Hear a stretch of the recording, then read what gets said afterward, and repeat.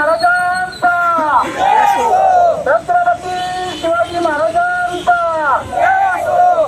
भारत मुक्ती मोर्चाचा, भारत मुक्ती मोर्चाचा, ईव्हीएम हटाओ, ईव्हीएम हटाओ, ईव्हीएम हटाओ, भारत मुक्ती मोर्चा याच्या नावाचं तुम्हाला समजून जाईल की भारत मुक्ती मोर्चा मग भारताला काही मुक्त करायचं आहे का?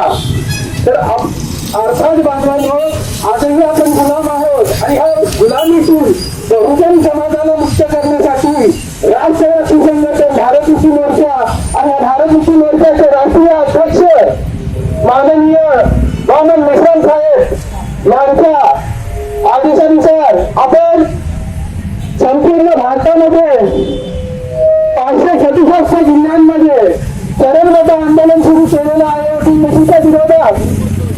तर पहिला टप्पा कलेक्टर ऑफिसवरती निवेदन देण्याचा होता, तो आपण 5 तारखेला पूर्ण केलेला आहे. दुसरा टप्पा कलेक्टर ऑफिसवरती धरणे आंदोलन करणे हा होता, तोही आपण पूर्ण केलेला आहे.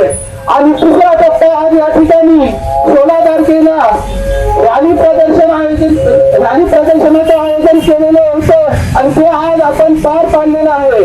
बांधवानं या देशामध्ये वोटिंग मशीन का आणली गेली? तर या देशामध्ये बहुजन नायक मान्यवर कांशीराम साहेब यांनी 1984 ला एक घोषणा दिली होती. त्यांनी बहुजन समाजाला एक घोषणा दिली होती की वोट हमारा, राज तुम्हारा, नहीं चलेगा, नहीं चलेगा. कारण बांधवांनो, या देशामध्ये 3.5% ब्राह्मण आहे आणि 3.5% ब्राह्मणांच्या राष्ट्रीय स्तरावरती 5 पार्ट्या आहेत.